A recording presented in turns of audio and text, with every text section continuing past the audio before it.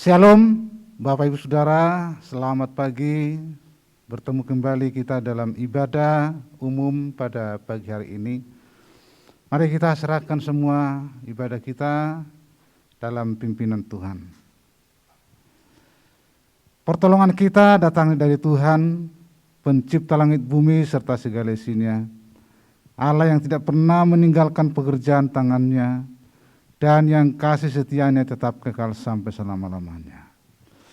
Turunlah kiranya ke atas jemaat, anugerah dan sejahtera yang datang dari Allah Bapa, di dalam kasih Tuhan Yesus Kristus, dan dalam kuat kuasa pertolongan kuasa Roh Kudus, yang memberkati kita dalam semua rangkaian ibadah pada pagi hari ini.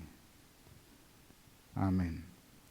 Bapa di dalam surga, kami sungguh mengucap syukur, karena kasih dan anugerah-Mu kami bisa ada di dalam ibadah pada pagi hari ini yang sekalipun melalui Zoom atau melalui rekaman ini.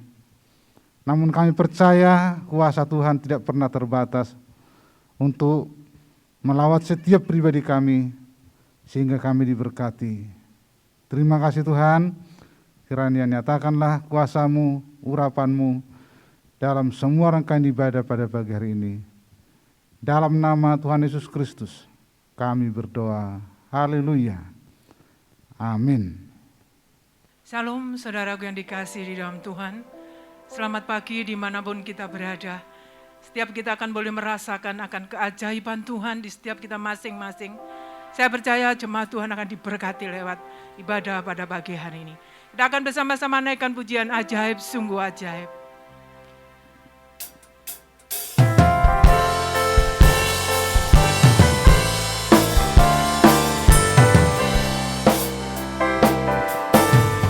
Ajaib sungguh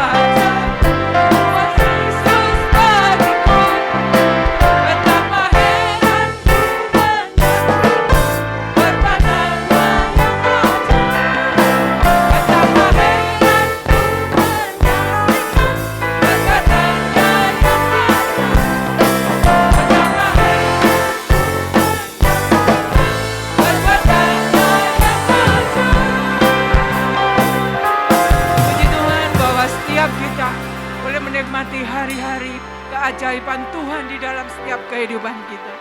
Saudara, pada pagi hari ini kita mau bersama-sama mendengarkan firman Tuhan. Biarlah kita selalu dekat dengan Tuhan. Hanya itulah setiap kerinduan kita. Dekat dengan Tuhan, kita boleh merasakan sesuatu yang indah. Apapun yang terjadi, kita akan bersama dengan Tuhan.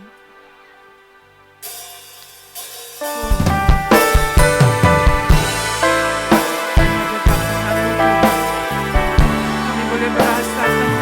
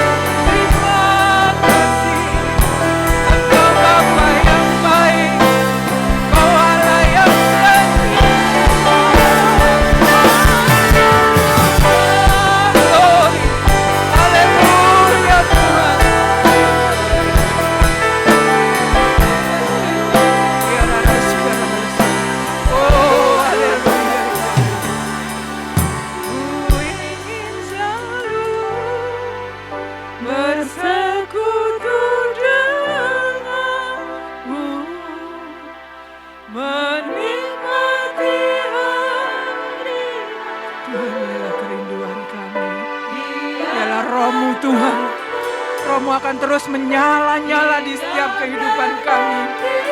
Oh, haleluya Tuhan. Oh, Yesus.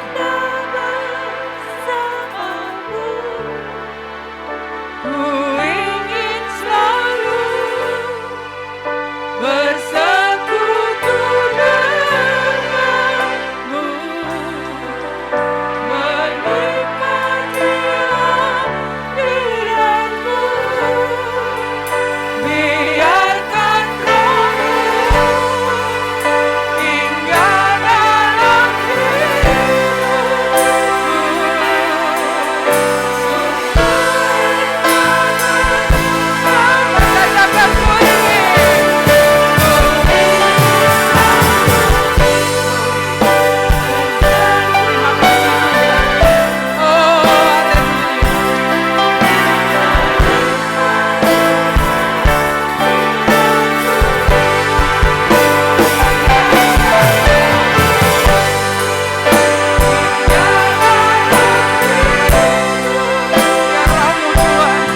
terus tinggal dalam setiap kehidupan kami.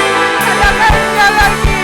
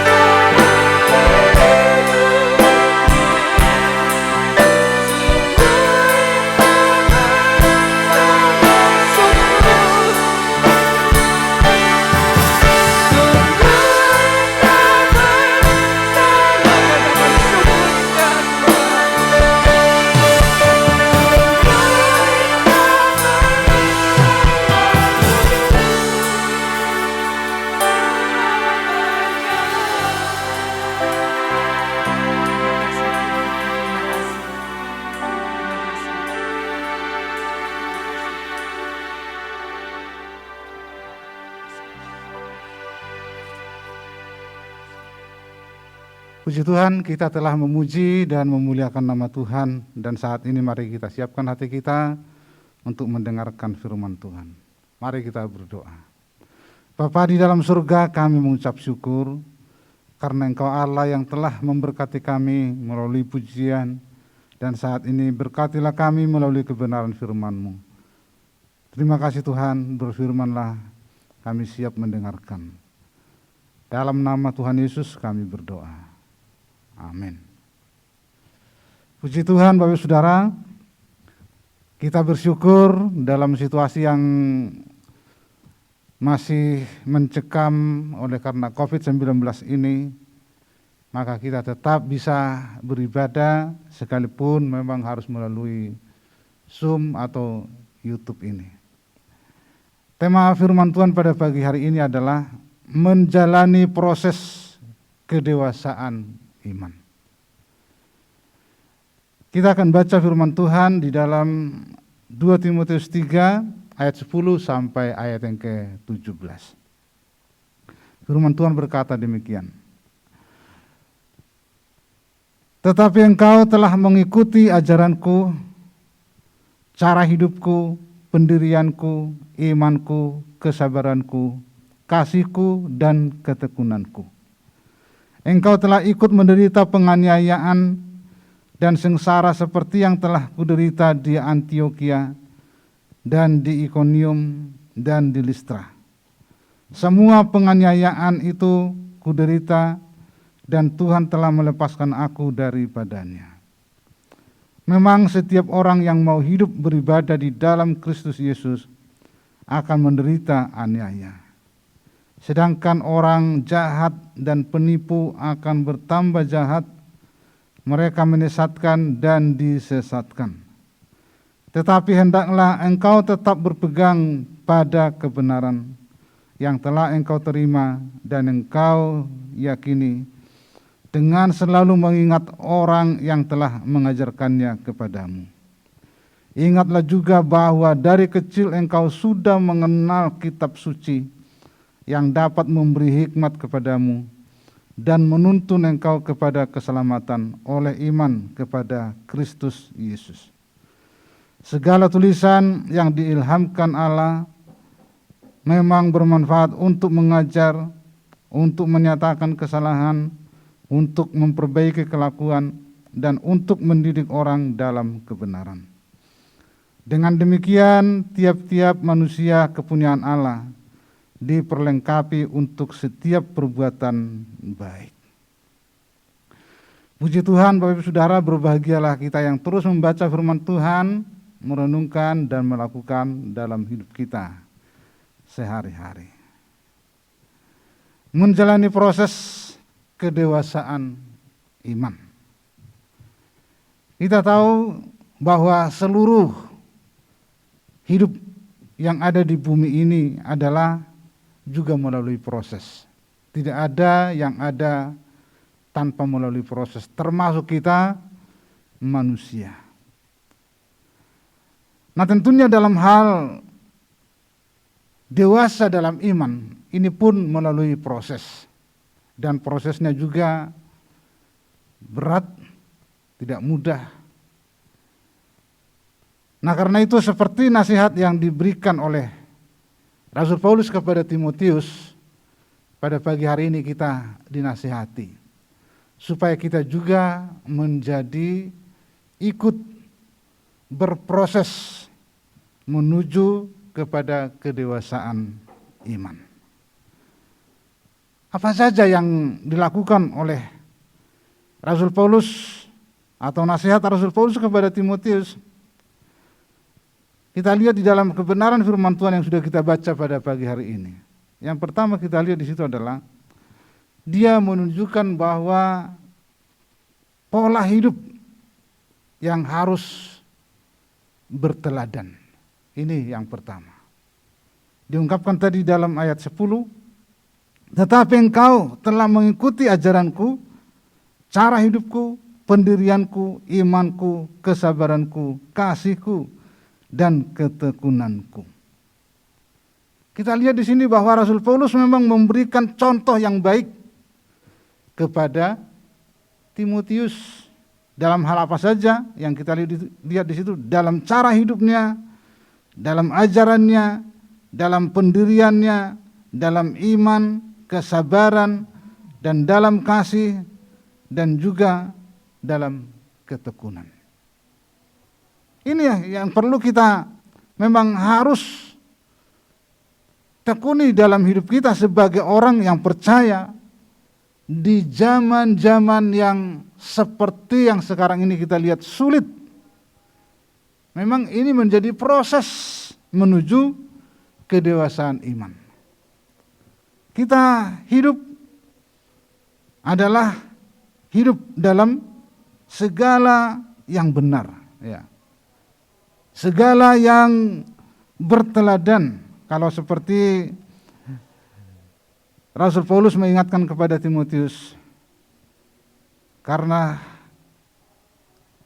hidup Rasul Paulus menunjukkan pola hidup yang berteladan, maka dia mengingatkan itu kepada Timotius.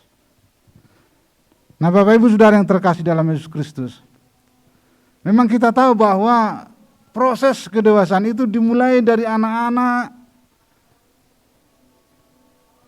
di rumah tangga masing-masing sampai kepada nanti anak-anak itu dewasa. Maka tetap ada di dalam iman atau tidak itu memang ada di dalam keluarga. Itu sebabnya kalau keluarga itu rapuh, maka pendewasaan iman itu tidak bisa terjadi.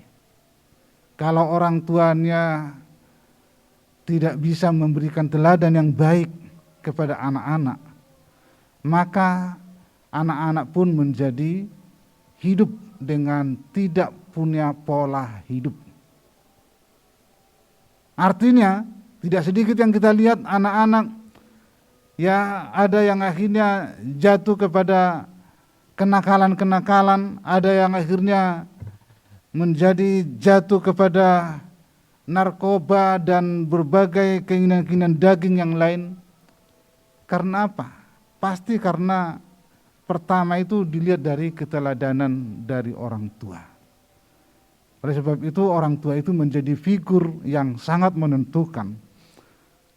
Di era zaman mulai dari sejak zaman dahulu ya sampai sekarang ini, orang tua harus menjadi bisa teladan dengan baik.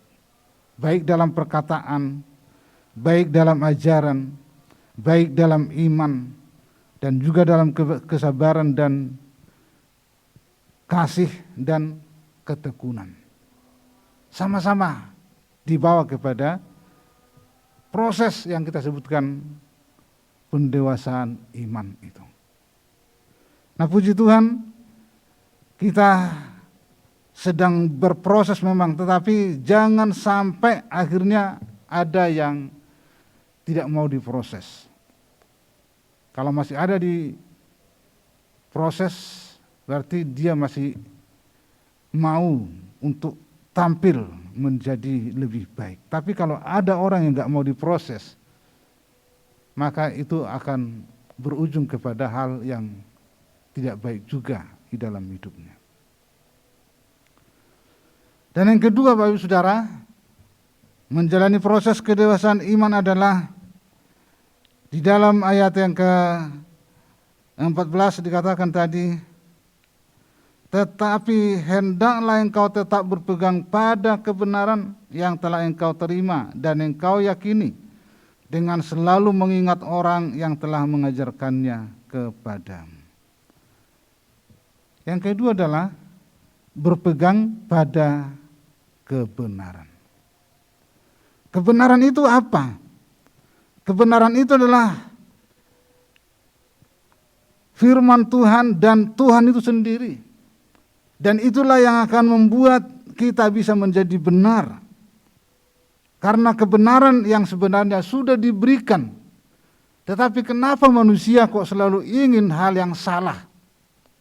Hal yang tidak baik, hal yang rusak, hal yang merusak baik itu mental maupun dalam moral yang kita lihat sekarang ini. Sehingga kita tidak heran kalau sekarang ini manusia semakin tidak terkendali. Contohnya tidak terkendali itu adalah masa laki-laki suka dengan laki-laki atau wanita suka dengan wanita. Semua itu karena tidak lagi hidup dalam kebenaran. Dan kebenaran itu sudah seolah-olah dilecehkan oleh manusia.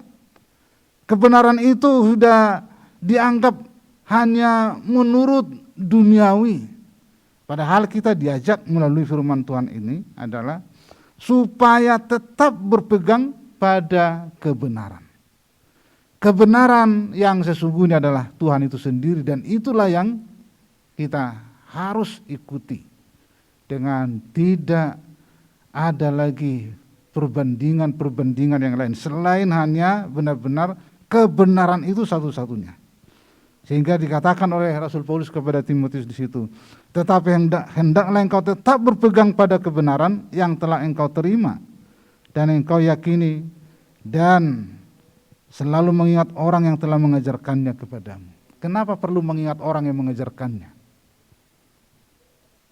Karena orang yang mengajarkan itu pasti seperti yang pertama tadi adalah orang yang bisa diteladani. Dan Kristus adalah menjadi fokus utama dalam hidup kita, dalam mencapai pendewasaan iman kita itu hanya Yesus Kristus. Nah, sehingga kita menerima kebenaran itu bukan melalui dunia ini, tapi kita tahu melalui Tuhan itu sendiri. Dan itulah yang membuat kita menjadi bisa berpola hidup yang benar, dan akhirnya kita bisa tetap dalam kebenaran. Kita sudah lihat tadi di dalam firman Tuhan bahwa dalam dunia ini orang yang jahat akan semakin jahat, disebutkan tadi. Ya. Semakin jahat dan tidak lagi senang dengan hal-hal yang baik, seperti yang diungkapkan dalam ayat yang ke-13. Sedangkan orang jahat dan penipu akan bertambah jahat. Mereka menyesatkan dan disesatkan. Kita tidak heran, akan semakin lebih jahat lagi. Manusia yang sudah jahat akan semakin lebih kejam lagi. Nah, karena itu kita diajak bersama-sama, tetaplah kebenaran itu ditegakkan dalam hidup kita. Sekalipun kita harus menderita, seperti nasihat Rasul Paulus kepada Timotius ini, sampai dia katakan dalam ayat yang ke-12, memang setiap orang yang mau hidup beribadah di dalam Kristus Yesus akan menderita aniaya. Demi apa? Demi kebenaran. Rasul Paulus sudah merasakan dia dianiaya, disiksa, bahkan sampai dia mati syahid juga demi kebenaran. Tidak ada yang bisa mempengaruhi, sehingga benarlah firman Tuhan yang sudah dikatakan di dalam Filipi itu, bahwa bagiku hidup adalah Kristus dan mati adalah suatu keuntungan. Ini karena sudah mempunyai pola hidup di dalam kebenaran. Kebenaran itu membuat dia bisa berani mati, sekalipun mati itu merupakan hal yang ditakuti oleh semua manusia. Tetapi demi kebenaran dia rela mati. Dan siapakah yang dia teladani? Kristus. Demi kebenaran dia rela mati untuk orang-orang yang tidak benar. Kita ini adalah orang-orang yang seharusnya dihukum, bahkan disalibkan atau ditembak mati, atau pokoknya dihukum mati. Karena apa? Karena kejahatan. Tetapi Kristus mengasihi kita demi kebenaran yang ada di surga itu. Dia ingin supaya manusia selamat. Dan inilah yang perlu kita lakukan dalam hidup kita. Untuk menuju proses kedewasaan itu, mari kita tetap tegakkan kebenaran itu. Baik itu di dalam hidup kita sehari-hari, baik itu di dalam pekerjaan, baik itu di dalam kita mengikuti Tuhan Yesus Kristus. Kebenaran itu harus tetap menjadi fokus utama. Nah, puji Tuhan Bapak Ibu Saudara. Dan yang ketiga, menjalani proses kedewasaan iman adalah mau belajar firman Tuhan. Di dalam ayat firman Tuhan tadi ayat 14 dikatakan, tetapi hendaklah engkau tetap berpegang pada kebenaran yang telah engkau terima dan engkau yakini, dengan selalu mengingat orang yang telah mengajarkannya kepadamu. Ingatlah juga bahwa dari kecil engkau sudah mengenal kitab suci yang dapat memberi hikmat kepadamu dan menuntun engkau kepada keselamatan oleh iman kepada Kristus Yesus. Segala tulisan yang diilhamkan Allah memang bermanfaat untuk mengajar, untuk menyatakan kesalahan, untuk memperbaiki kelakuan, dan mendidik orang dalam kebenaran. Kita perhatikan di situ, orang yang mau belajar firman Tuhan, maka hidupnya akan dirubah oleh firman itu sendiri. Dikatakan tadi ayat yang ke-16 itu ada 4 hal di situ yang dikatakan dari manfaat kita membaca, merenungkan firman Tuhan. Yang pertama kita lihat di situ dikatakan adalah untuk mengajar kita. Mengajar untuk apa? Mengajar untuk hidup benar. Mengajar untuk menjadi orang yang saleh. Mengajar untuk menjadi garam dan terang di dalam dunia ini. Kalau kita sudah benar-benar mau mengikuti ajaran firman Tuhan, maka kita akan menjadi orang-orang yang diberkati oleh Tuhan. Dan yang kedua kita lihat di situ adalah disebutkan menyatakan kesalahan. Dengan kita belajar firman Tuhan itu, maka satu persatu kesalahan-kesalahan yang kita lakukan itu semua akan ditunjukkan, sehingga kita akan terus dibawa kepada hal yang benar. Kesalahan-kesalahan yang kita lakukan itu akan terus diperbaiki. Itulah hebatnya firman Tuhan yang berarti Dia mampu menyatakan kesalahan. Sekecil apapun kesalahan itu akan dinyatakan dan kita akan dibawa kepada yang sebenarnya. Dan yang ketiga disebutkan untuk memperbaiki kelakuan. Kalau seandainya semua manusia di dunia ini mau belajar firman Tuhan, maka kelakuannya tidak seperti yang kita lihat, ya, kita dengar, baik itu melalui media cetak atau media elektronik yang begitu luar biasa. Manusia semakin tidak lagi mempedulikan yang namanya hal-hal yang berkenan di hadapan Tuhan. Enggak mau lagi diperbaiki. Bahkan kalau perlu Alkitab ini jangan dipakai untuk menjadi pegangan orang-orang Kristen. Ada yang ingin supaya orang Kristen itu tidak lagi menjadi contoh yang baik dengan memutarbalikkan firman Tuhan. Nah, sehingga kalau kita lihat di situ Rasul Paulus dengan jelas mengatakan supaya segala tulisan yang diilhamkan Allah itu benar-benar bermanfaat bagi kita. Yaitu memperbaiki kelakuan kita. Kelakuan kita ini untuk menuju kedewasaan itu melalui firman Tuhan. Belajar firman Tuhan. Kelakuan kita itu diperbaiki satu demi satu. Dan demikian juga dikatakan untuk mendidik orang dalam kebenaran. Kita semakin hari semakin sama seperti Kristus, dididik dalam kebenaran. Inilah yang diinginkan oleh Tuhan. Sehingga di dalam ayat yang terakhir dikatakan, dengan demikian tiap-tiap manusia kepunyaan Allah diperlengkapi untuk setiap perbuatan baik. Orang yang sudah mengenal Tuhan Yesus Kristus, pasti dia akan berbuat baik.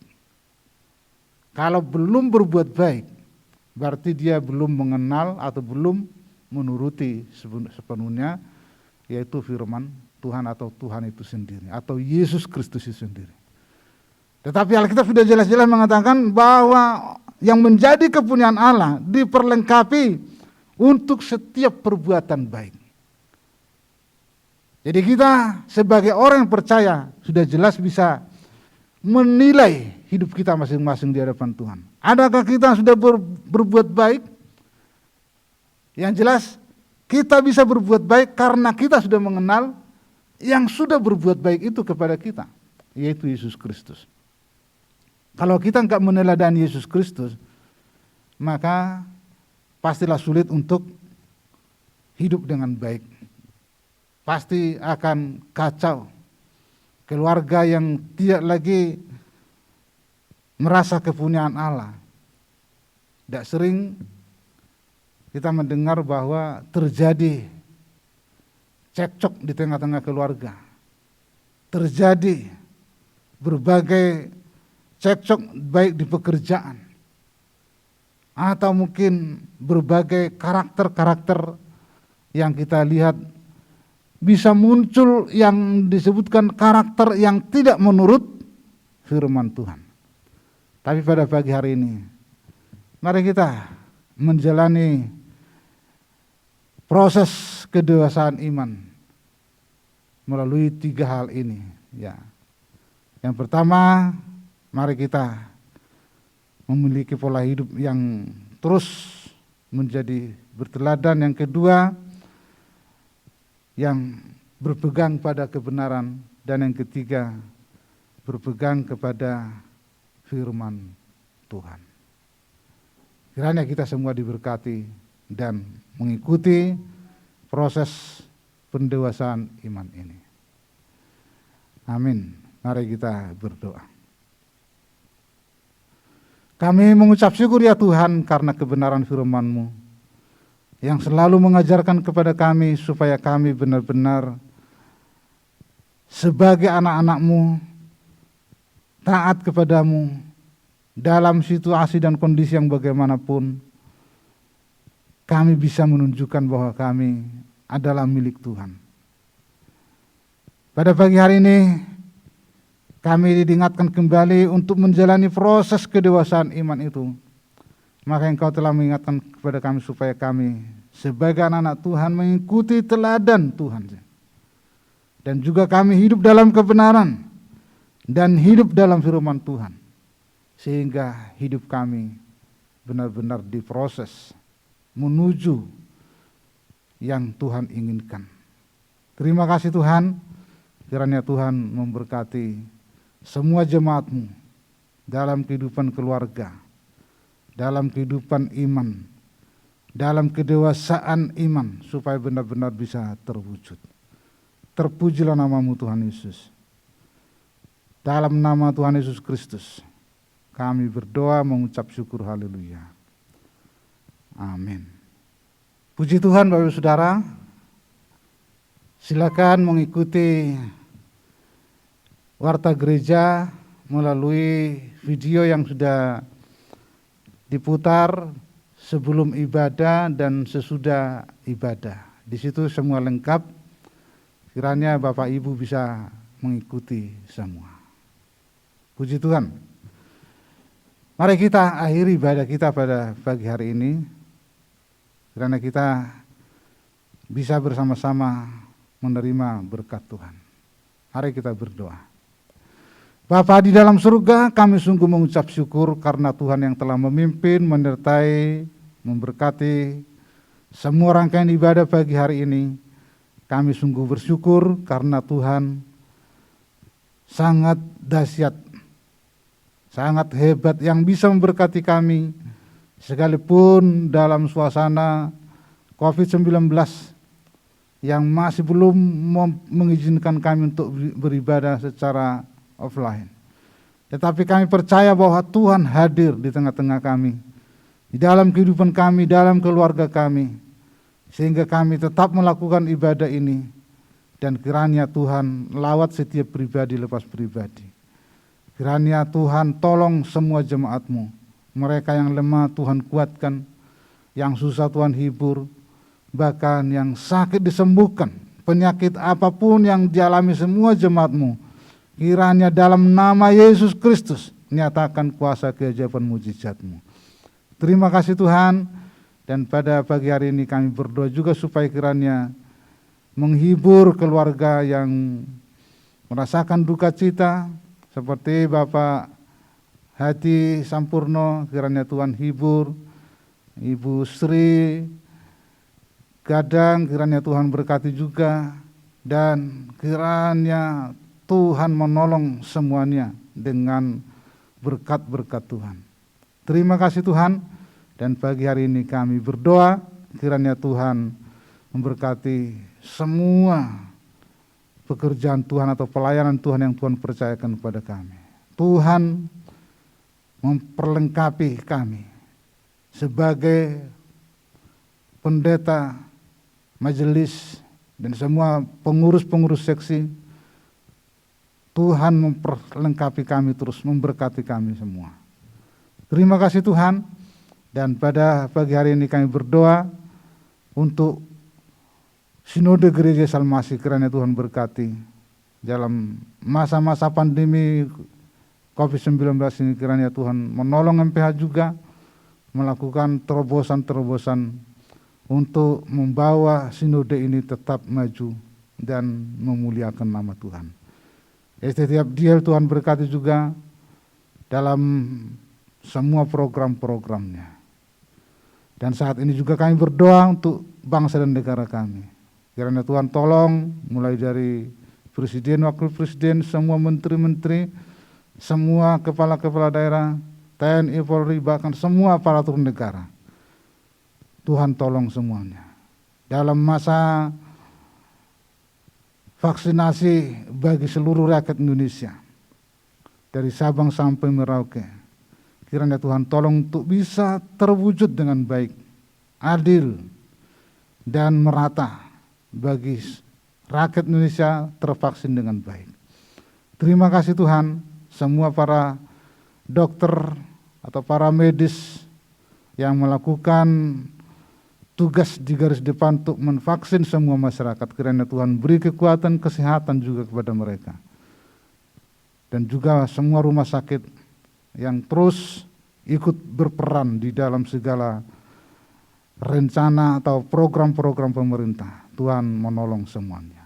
Terima kasih Tuhan Yesus, dan kami berdoa kiranya Tuhan berkati juga semua persembahan yang kami berikan kepada Tuhan. Persepuluhan yang kami berikan kepada Tuhan.